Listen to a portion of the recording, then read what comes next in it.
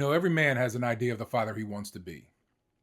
And then fatherhood introduces him to the man that he actually is. The pressure comes, the weaknesses show, the excuses start running out. And eventually, every father finds himself standing in front of a mirror. Now, the question isn't whether you'll like everything that you see. The question is what you're willing to do about it. And today, we're talking about the man in the mirror. So with that being said, you ready? Well, let's go. You weren't given your children by accident. God chose you, specifically you, to be their father. Welcome to the DaddyUp Podcast. All right, so welcome to episode 4. I'm your host, Jason Jones. I'm a husband, a father of 4, and this is the #1 podcast for fathers who know something is standing between them and the connection they want with their children. I'm going to help you uncover the patterns, anger, addiction, and the wounds that you've carried into fatherhood. See them, confront them, break them, and become the father you were always intended to be. Because your children should inherit your wisdom, not your wounds. Welcome to the DaddyUp Podcast. All right, so let's jump into this. There's a lot of expectation with fatherhood. I had expectations before I became a father. Now, I thought that fatherhood was just going to change me. I actually had a vision of the man that I expected to become, and I thought fatherhood would allow me to become him. I thought it would give me the motivation to finally walk into that man. I pictured fatherhood as a person walking into a dark room and flipping a light switch and everything just turning on all of a sudden. But that's not how things happened. I expected to rise to the responsibility when the responsibility arrived. But again, that's not how it happened. And one thing that I had to realize is that fatherhood gave me a reason to become a better man, but it couldn't make the decision for me. Now, the responsibility that I thought was going to automatically change me started exposing the parts of me that still needed change. Marriage and children can put pressure on places that were already weak. Your child didn't create your anger, but I promise you, they will test it. If you're insecure, that relationship with your wife or your significant other, whoever you have children with, it's going to be tested. That pressure is going to get to that too. Lack of a plan. If you don't have a plan, if you don't have a strategy, right? If you don't have a way to get out from where you are and to elevate, when those bills start rolling in, your fear is going to be tested. Pressure can bust pipes, but the pressure isn't necessarily what damaged the pipe. Sometimes the pipe was already corroded. And we often blame the pressure source instead of examining the weakness that it exposed, right? Like the weakness is that my child has a meltdown. And then the busted pipe is, now I discover how impatient I am, right? Like the weakness of the pipe is my wife questions something and the busted pipe results in, I suddenly discover how defensive I am. Maybe the weakness is my money gets tight. And now the busted pipe is, I suddenly discover how afraid I am. Or maybe it could be something like your children disobey you. And then suddenly you discover how much control matters to you. The pressure simply found the weak spot. And pressure can paralyze you. I had times when I was a younger father a few years ago, there were days when I would wake up and it would feel like an elephant was sitting on my chest. Because that's how high the pressure got. That's how intense the pressure got. I couldn't move. You got all these thoughts running through your brain and through your mind of the type of father that you want to be, of the things that you want to provide, of the life that you want to give your kids. And then you don't achieve them or you have problems getting to those goals. And that pressure steadily ratchets up and up and up.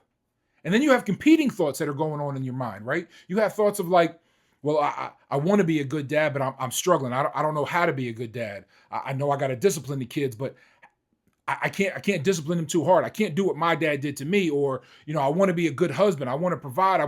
But I don't have the money to do all these things. And I'm struggling. And it becomes hard. People don't understand how hard it is to be a father sometimes. People think that all we do is just get up, we roll out of bed, and we just show up. And that's it. But it's hard. It's not easy. And that's a mistake that a lot of people make when it comes to dads. We're trying to be emotionally available when nobody ever taught us how to be emotionally available. You understand how tough that is to try to figure it out as you're going when you got a family that you have to provide for, when you got to become the better man, when you got all these things swirling through your brain that you're trying to figure out and you just can't get it. You know, pressure often reveals what was already there, but there is nuance because sometimes circumstance does matter, all right? Sometimes the kids, they're behaving terribly. Sometimes your marriage really is struggling. Sometimes your boss really is an asshole. And sometimes there genuinely isn't enough money. So we're not pretending that those problems aren't real. But the question is, even if the pressure is legitimate, why does that pressure produce this version of me? Because two things can be true simultaneously, right? The situation is genuinely hard, and the situation is also revealing something in you that you need to confront. And that's mature accountability. We're not blaming ourselves for everything that happens around us. We're taking responsibility for what comes out of us when it happens. Pressure doesn't always create what's wrong with us. Sometimes it exposes us and it introduces what was already there. So what happens when the pressure finally shows you something about yourself that you don't like? Because fatherhood can introduce you to parts of yourself you didn't know were there, or parts you knew were there, but had never been forced to look at very closely. Now, before children, you could avoid certain situations, right? You could walk away, you could isolate, you can numb yourself, you can structure your life around your weaknesses. But fatherhood makes it that much harder to do those things. You can't tell the 3-year-old, hey, listen, I'm working on myself right now, so please stop behaving like a 3-year-old, please, right? You can't do that. You can't tell the baby, I'm exhausted, so I'm gonna need you to lay down and give me a solid 8 hours. Okay, no wake ups, like you're gonna have to sleep all through the night. You can tell the baby that? No, you can't tell the baby that. You can't tell the bills like, listen, man, I'm overwhelmed, so just come back next month. I'll be here next month. Life keeps happening. And eventually the pressure creates moments where you see yourself. Now, exposure can be uncomfortable because it conflicts with your self-image.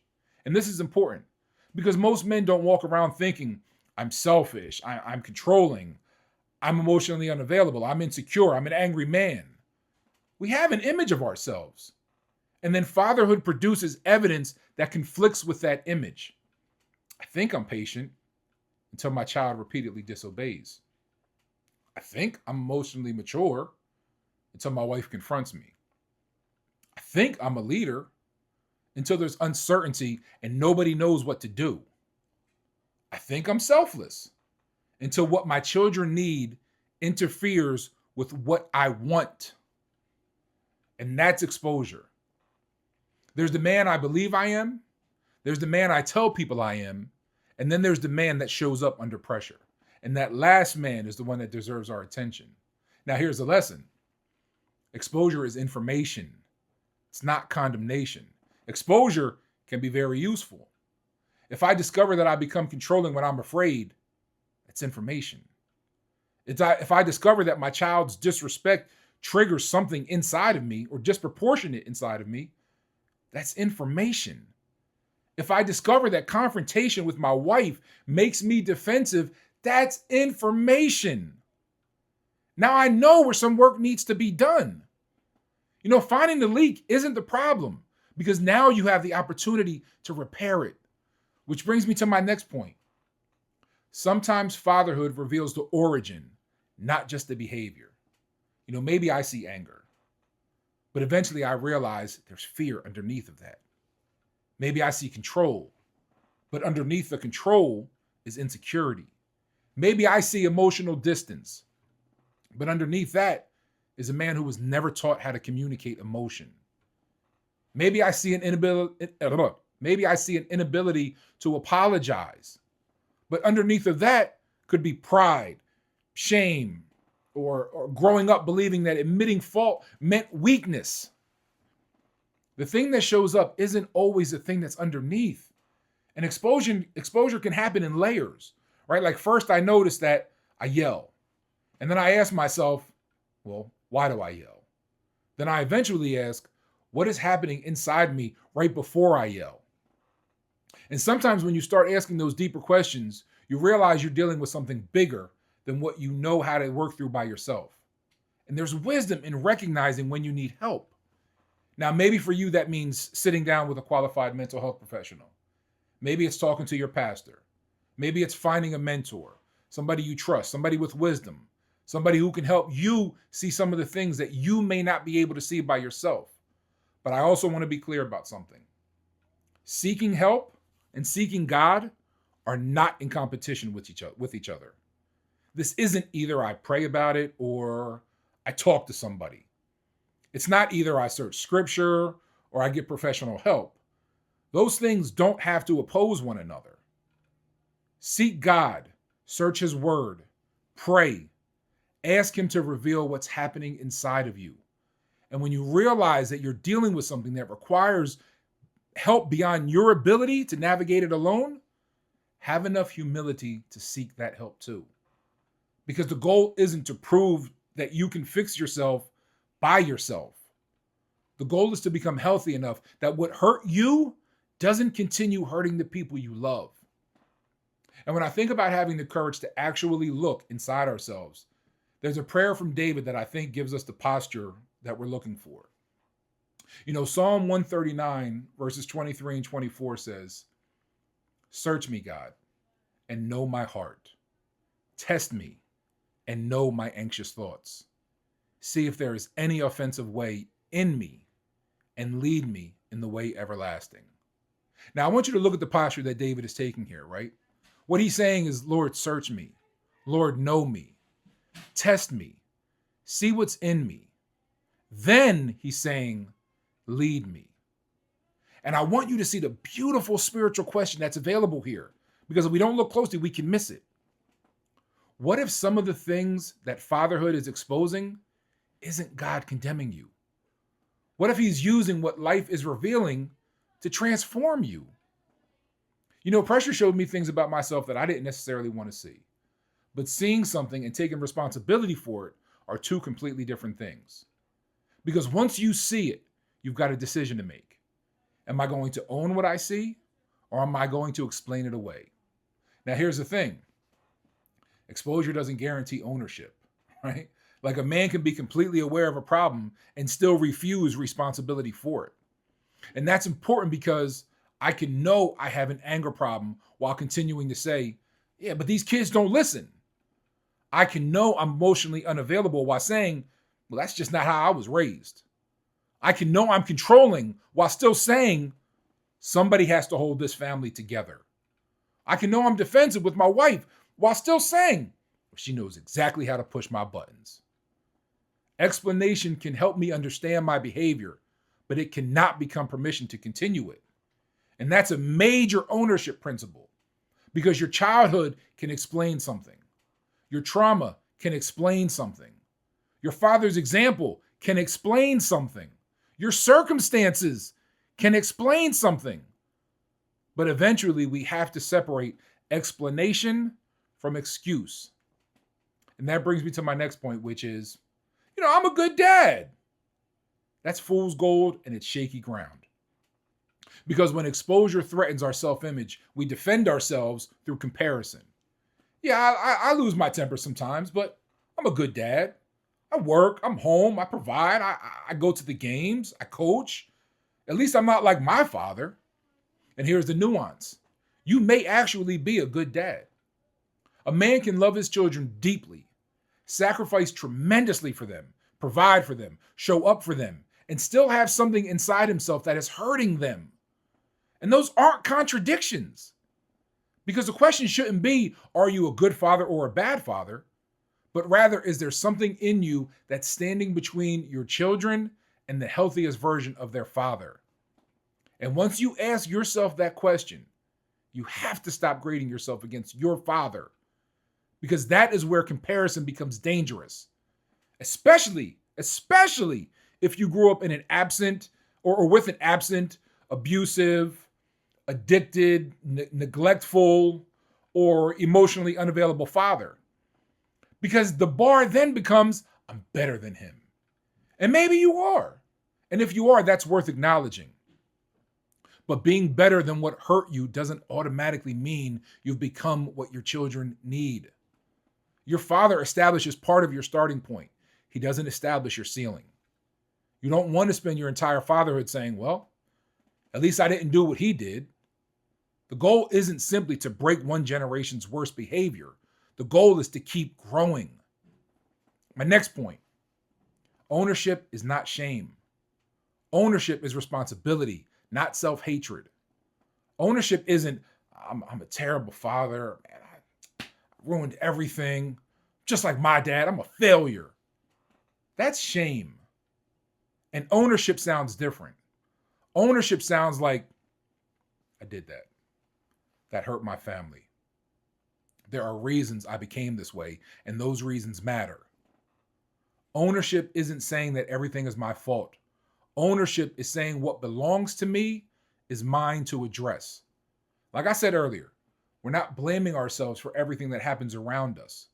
We're taking responsibility for what comes out of us when it happens. Which brings me to my next point.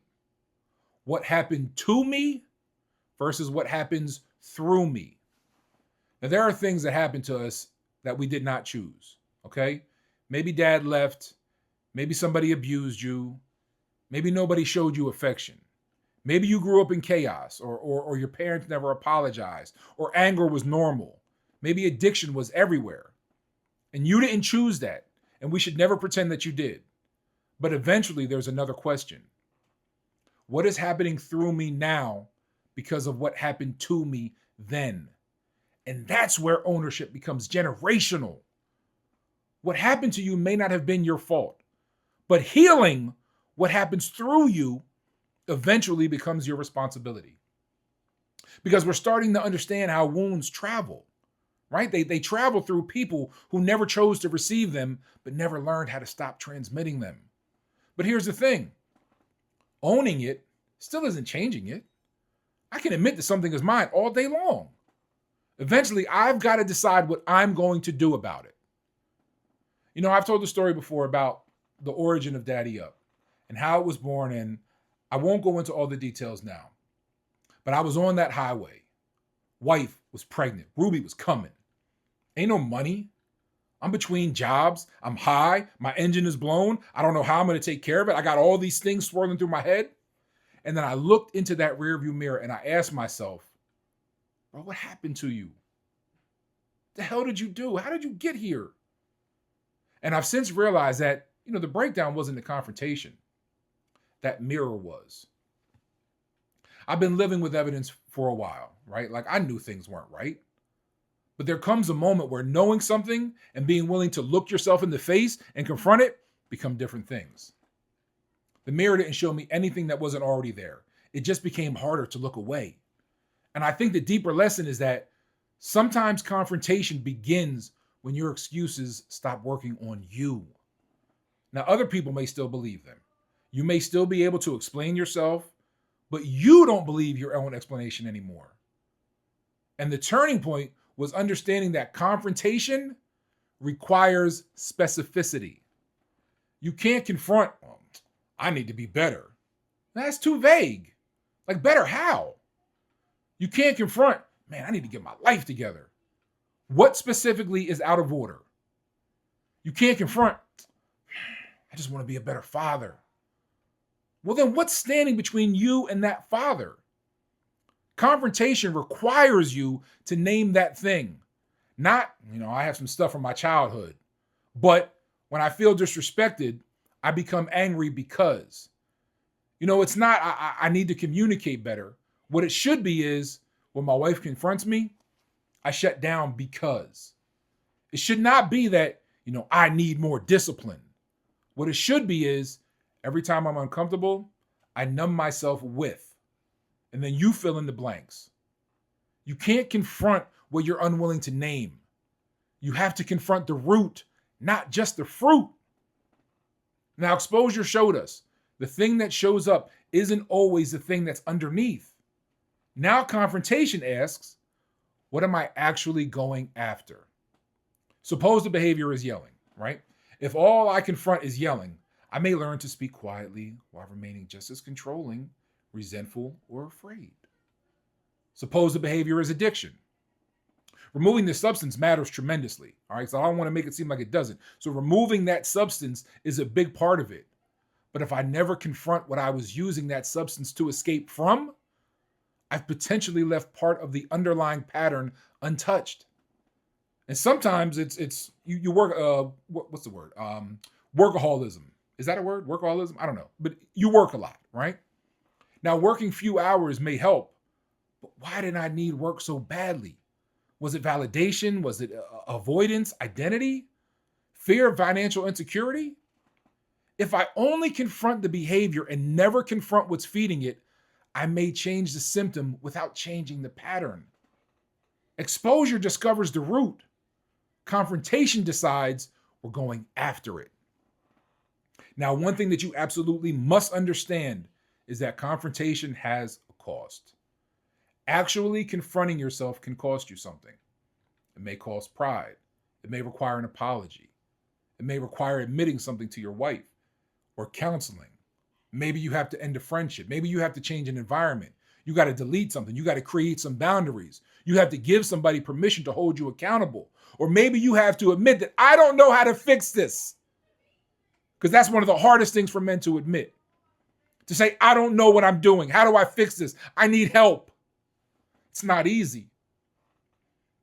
Maybe giving up something you've used for years to cope. And here's the lesson. If you're only willing to change when changing is comfortable, you're probably going to protect the very thing you're trying to confront. Confrontation has consequences, but so does avoidance. And that's the choice. And once you understand that it has a cost, you must also understand that confrontation is not a promise. Men make promises after bad moments all the time, right? Oh man, I'll never do that again, or I'm going to change. Like, this is the last time. I'm done. Starting tomorrow, I'm a new man. And sometimes we absolutely mean it, right? So I don't want to say that like it's a joke, because sometimes we actually do mean it. But sincerity isn't strategy. A promise is an intention.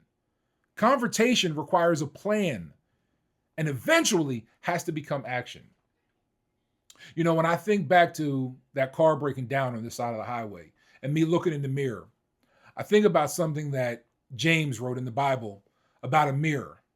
And that moment started meaning something different to me. James chapter 1, verses 22 to 25 says, "Do not merely listen to the word and so deceive yourselves. Do what it says. Anyone who listens to the word but does not do what it says is like someone who looks at his face in a mirror and after looking at himself goes away and immediately forgets what he looks like. But whoever looks intently into the perfect law that gives freedom and continues in it, not forgetting what they have heard, but doing it, they will be blessed in what they do." Now, here's the thing, right? James isn't talking about my situation on the highway. He's talking about hearing the word of God and then actually doing what it says. But look at the picture he uses. A mirror. The problem wasn't that the man couldn't see himself. He looked in the mirror. He saw himself. The problem was that he walked away and forgot what he saw. And I think that's where this connects to what we're talking about today. Because how many times have we looked in the mirror? Not necessarily a physical mirror, right? But how many times has your wife told you?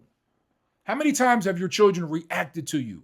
How many times have you lost your temper again? How many times have you broke another promise? Or you apologized for the same behavior? You felt convicted. You knew. You saw it. And then you went back to life. That's the danger. The mirror can reveal the man, but the mirror cannot change the man. I opened this episode by saying that fatherhood gave me a reason to become a better man, but it couldn't make the decision for me. And that's coming back around now because I want you to notice that James doesn't say he looked once. He says he continued in it. And that's important because confronting something in yourself isn't one emotional moment.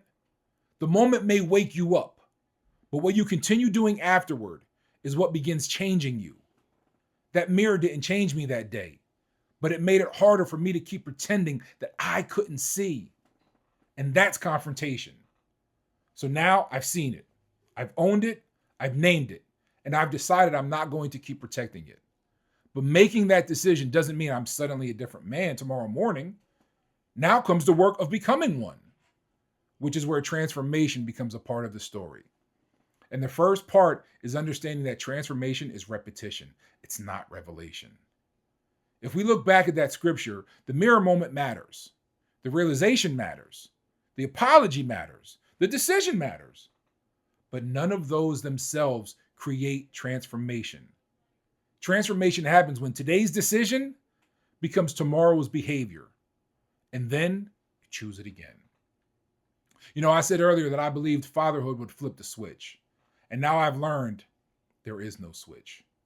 I spent years waiting for a switch to flip. And what I eventually learned is that becoming a better man wasn't a switch. It was a series of decisions. And I've learned that transformation requires replacement. It isn't enough to say, look, I'm not yelling anymore. Because what replaces yelling? Calm correction. It isn't just, I'm not going to shut down anymore. Because what replaces shutting down? Communication. It can't be, look, I'm just not going to numb myself anymore with whatever you use to numb yourself. Because what replaces the numbing? Prayer, accountability, exercise, conversation, healthy coping, whatever is appropriate to that man's situation. Because otherwise, we're defining ourselves by what we're trying not to be. But transformation asks, who am I becoming instead? Transformation isn't just about stopping the man you were.